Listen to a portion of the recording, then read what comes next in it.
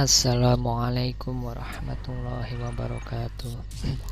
Innal hamdalillah nahmaduhu wa nasta'inuhu wa nastaghfiruh wa na'udzu billahi min syururi anfusina wa min sayyiati a'malina may yahdihillahu fala mudhillalah wa may yudlilhu fala hadiyalah. Asyhadu an la ilaha illallah wa asyhadu anna Muhammadar Rasulullah. Allahumma shalli ala sayyidina Muhammad. Allahumma shalli wa sallim wa barik alaihi wa ala alihi. Pertama-tama marilah kita panjatkan puja dan puji syukur atas kehadirat Allah, karena berkat rahmatnya kita dapat mengikuti presentasi online dalam link ngaji ekonomi pada hari ini. Salawat serta salam marilah kita curahkan kepada baginda Nabi besar Muhammad SAW. Yang terhormat Bapak Trisna selaku dosen pengampu mata kuliah teori ekonomi Islam, dan teman-teman sekalian yang saya sayangi. Kami dari kelompok 11 akan mempresentasikan mengenai kebijakan fiskal dan anggaran belanja dalam Islam. Nama saya Abdullah Faursam dengan NIM 201420038 selaku moderator yang akan membawakan presentasi kelompok 11 pada hari ini. Pertama-tama akan dijelaskan oleh Saudari Friska. Kepadanya dipersilahkan. Saya Friska Martiana Putri, NIM 201420007. Di sini saya akan menjelaskan kebijakan fiskal. A. Pengertian. Prinsip Islam tentang kebijakan fiskal dan anggaran belanja bertujuan untuk mengembangkan suatu masyarakat yang didasarkan atas distribusi kekayaan berimbang, dengan menempatkan nilai-nilai material dan spiritual pada tingkat yang sama. Dari semua kitab terdahulu, Al-Quran satu-satunya kitab yang meletakkan perintah yang tepat tentang kebijakan negara mengenai pengeluaran pendapatan. Keterangan ini mencerminkan suatu ancaman baru terhadap pengkajian masalah kebijakan fiskal yang dikatakan Profesor R.W. Linson.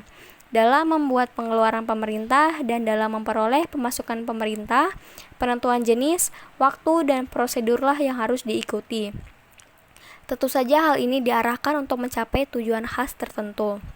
Kebijakan fiskal dianggap sebagai alat untuk mengatur dan mengawasi perilaku manusia yang dapat dipengaruhi melalui intensif atau meniadakan intensif yang disediakan dengan meningkatkan pemasukan pemerintah melalui perpajakan, pinjaman, atau jaminan terhadap pengeluaran pemerintah. Negara Islam bukan suatu teokrasi dalam arti kependetaan, tapi adalah suatu negara ideologi yang berperan sebagai suatu mekanisme untuk melaksanakan hukum-hukum Al-Quran dan Sunnah. Oleh karena itu, kebijakan fiskal dalam suatu negara Islam harus sepenuhnya sesuai dengan prinsip hukum dan nilai-nilai Islam. Tujuan pokok hukum agama Islam yaitu untuk mencapai kesejahteraan umat manusia. Kesejahteraan umat manusia ini dapat dicapai bila seluruh sistem hukum dan ekonomi tidak membicarakan kebijakan fiskal saja. Dan hal ini konsisten dengan sifat-sifat ilahi yang pokok, yaitu A. Maha pemberi rezeki, B. Maha pemurah, dan C. Maha pengasih. Demikianlah kegiatan-kegiatan yang menambah pengeluaran dan yang menarik penghasilan negara harus digunakan untuk mencapai tujuan ekonomi dan sosial tertentu dalam kerangka umum. Hukum Islam seperti ditetapkan dalam Al-Quran dan Sunnah. B. Kebijakan pengeluaran. Kegiatan yang menambah pengeluaran negara mempunyai dampak tertentu pada kehidupan sosio-ekonomi masyarakat. Berbeda dengan kitab-kitab agama lain, Al-Quran telah menempatkan perintah-perintah yang sangat tepat mengenai kebijakan negara tentang pengeluaran pendapatan negara. Zakat, yaitu pajak yang diberikan kaum muslimin, yang dimaksudkan untuk kaum miskin atau fuqara muslimin, golongan miskin di kalangan orang asing yang menetap atau masakin, untuk merebut hati mereka, membebaskan budak dan tawanan perang, membantu mereka yang terjerat hutang, mereka yang di jalan Allah, dan untuk para musafir. Ini merupakan kewajiban yang ditentukan Allah Subhanahu wa Ta'ala. Suatu penjelasan singkat tentang unsur-unsur tertentu bagi pengeluaran zakat ini mungkin menarik. Khalifah Umarlah yang mendukung pendapat bahwa istilah masakin berarti orang miskin di kalangan penduduk non-muslim di suatu negara Islam. Filologi Smith mengukuhkan hal ini. Terlepas dari perintah yang tepat mengenai pengeluaran pendapatan negara, Al-Quran juga menetapkan suatu kebijakan pengeluaran yang luas untuk distribusi kekayaan berimbang di antara berbagai lapisan masyarakat. Demikianlah bukannya mengakumulasi kekayaan, namun Islam menganjurkan untuk lebih banyak melakukan pengeluaran. Di samping ini, membagi-bagi harta benda dalam hukum waris Islam dan pelaksanaan zakat merupakan prinsip pokok yang merasionalisasi sistem perekonomian Islam. Sesungguhnya seluruh filsafat ekonomi tentang kegiatan tambahan pengeluaran negara adalah membawa surplus kekayaan ke dalam peredaran dan untuk menjamin distribusi kekayaan berimbang di kalangan semua masyarakat. Hal ini terutama di kalangan fakir miskin sesuai dengan hak-hak alami serta harta benda pribadi. Tentu saja, sistem perpajakan dalam negara Islam harus dikendalikan oleh prinsip kebajikan dan pemeliharaan untuk si miskin. Baik, selanjutnya akan saya jelaskan C. Kebijakan pemasukan.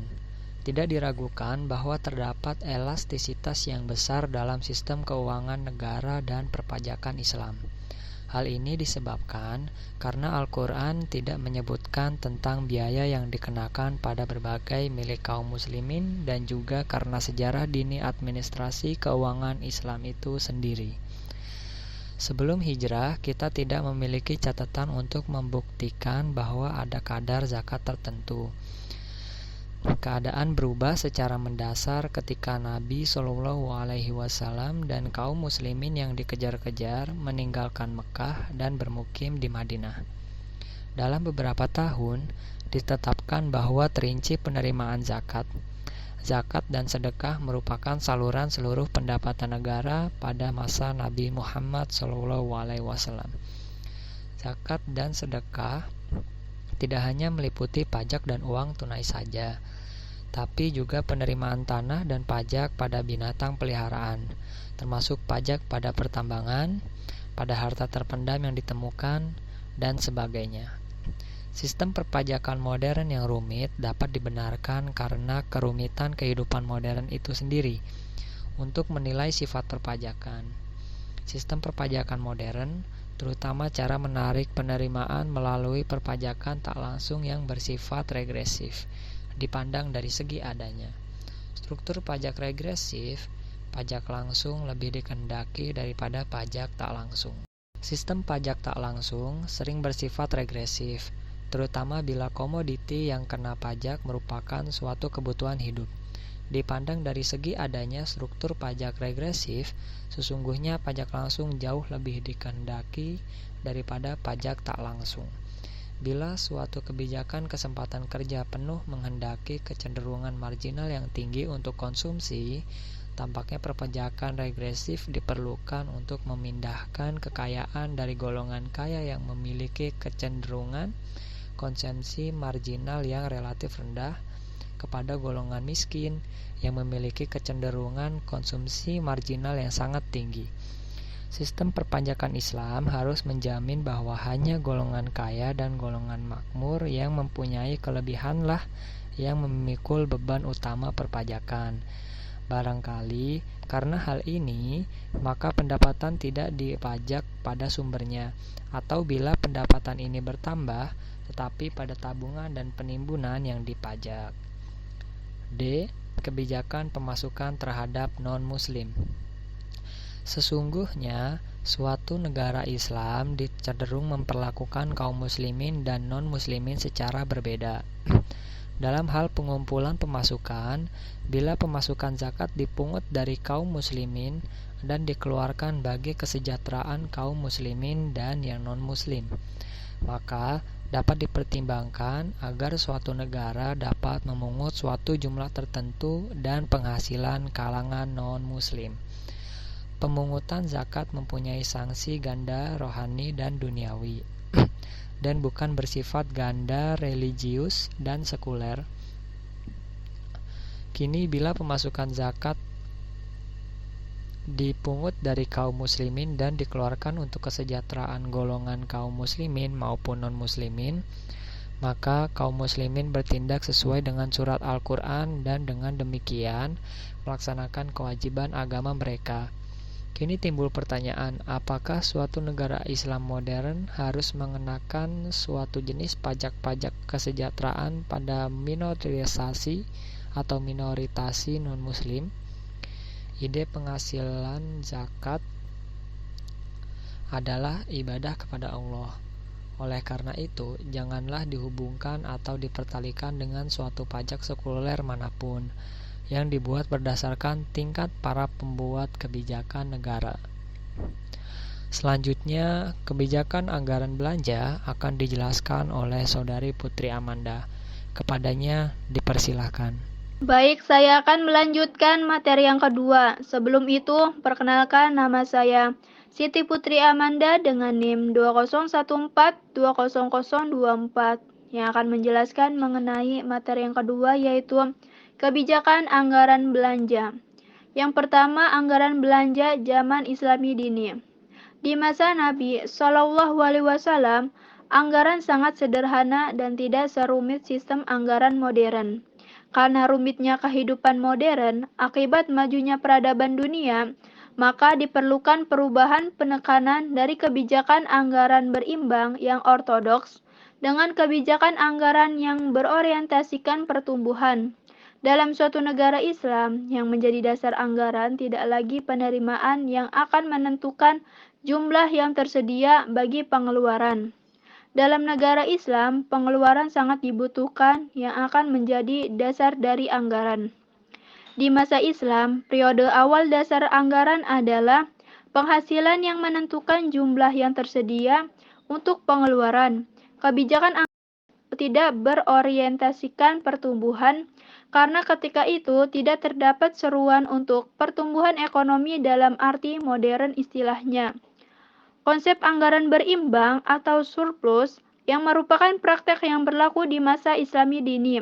Suatu anggaran disebut pengeluaran bila pengeluaran dan penerimaan disebut anggaran surplus. Bila penerimaannya, bila pengeluaran melebihi penerimaan disebut anggaran defisit.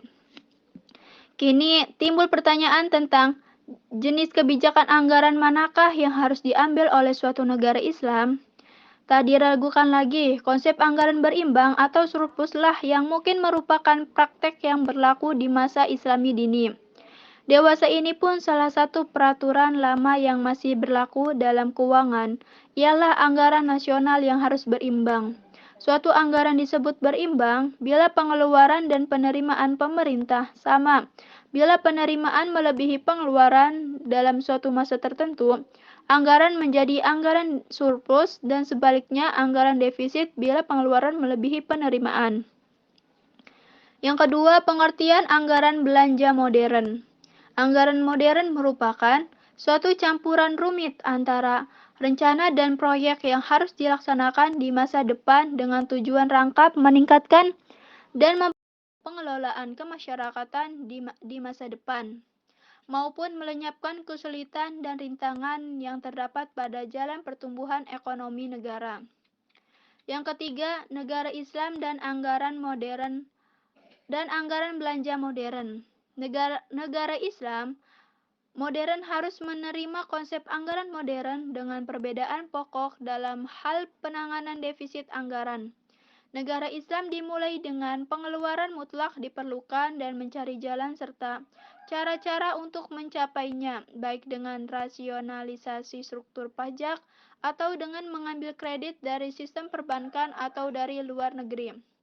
Ada dua alasan sebagai berikut. Yang pertama, karena berbagai sebab ekonomik dan historik, kebanyakan negeri Islam, baik yang paling kurang berkembang atau sedang berkembang, sumber daya domestik mungkin tidak mencukupi untuk memenuhi keperluan perekonomian ini. Yang kedua, dalam banyak hal, modal asing diperlukan untuk memanfaatkan sumber daya negeri-negeri Islam yang luas sekali. Yang keempat, anggaran belanja defisit dan pembiayaan defisit. Bila penerimaan kurang dari pengeluaran, terjadi defisit anggaran. Namun, suatu pemerintah mempunyai surplus anggaran bila penerimaan melebihi pengeluaran dan bila penerimaan sekarang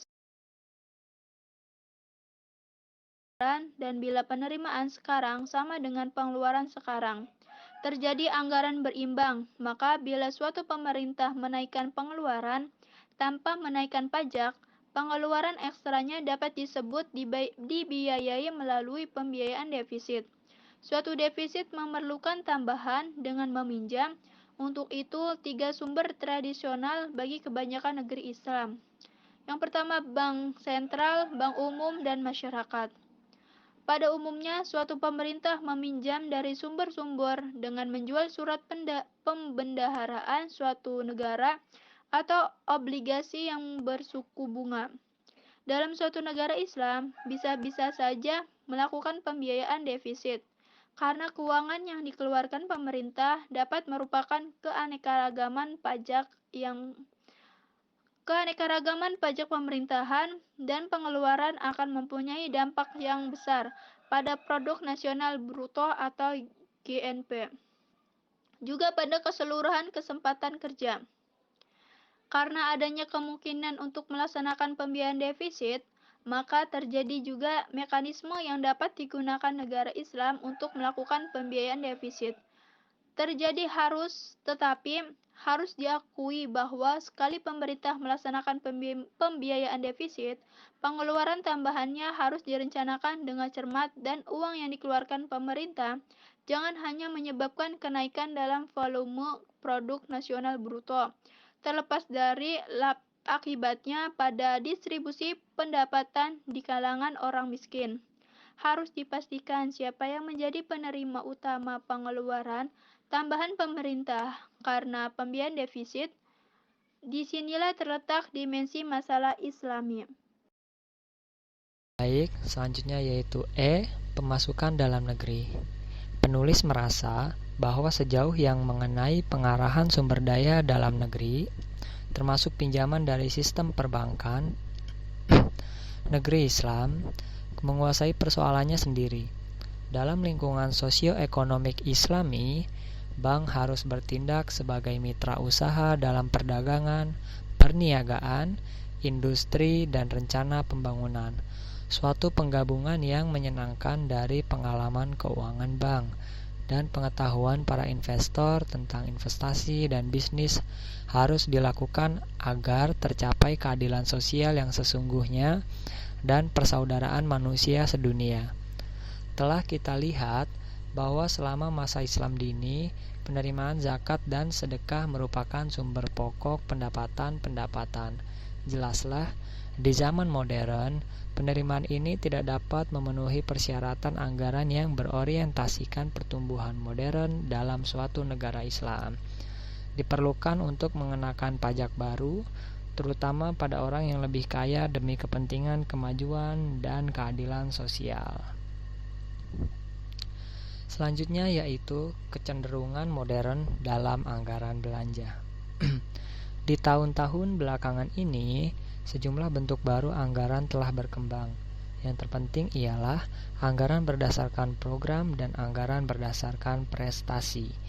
Karena sistem anggaran berdasarkan prestasi sangat rumit dan didasarkan atas sistem akuntansi biaya yang sulit, maka suatu sistem anggaran berdasarkan program dan prestasi di negeri-negeri Islam pada umumnya hanya dapat dilaksanakan bila terdapat prasarana administratif yang kuat dengan staf akuntan terdidik, ahli ekonomi, perencana, dan tenaga-tenaga ahli lainnya. Karena itu, anggarannya berdasarkan program dan prestasi di negeri-negeri Islam harus digunakan menurut tahap yang direncanakan dengan baik. Karena pengukuran kerja dan penghitungan biaya atau penentuan biaya suatu biaya satuan adalah pekerjaan sangat teknik yang menghendaki pengetahuan menyeluruh dan pengalaman dalam teknik studi kerja. Studi tentang pengukuran efisiensi cara kerja dan sebagainya. Suatu sistem anggaran didasarkan program dan prestasi yang berhasil hanya dapat dilakukan di negeri Islam bila terdapat suatu prasarana administratif kuat dengan anggota terlatih, ahli ekonomi, perencana, dan tokoh-tokoh teknis lainnya. Di Indonesia dan negara Islam seperti Pakistan, Iran, dan Irak, Personil-personil terdidik demikian sangat jarang dan prasarana administrasinya pun tidak begitu kuat. Karena itu, penulis tidak terdorong untuk menyarankan agar anggaran negeri-negeri Islam dirumuskan berdasarkan program dan prestasi dalam waktu dekat. Tentu saja, jenis anggaran ini dapat diperkenalkan menurut tahap yang direncanakan dengan baik, tergantung pada sifat perkembangan ekonomi di masing-masing negeri Islam. Sekian presentasi dari kelompok 11. Apabila ada pertanyaan, silakan bertanya. Kurang lebihnya mohon maaf. Wabillahi taufiq wal hidayah. Wassalamualaikum warahmatullahi wabarakatuh.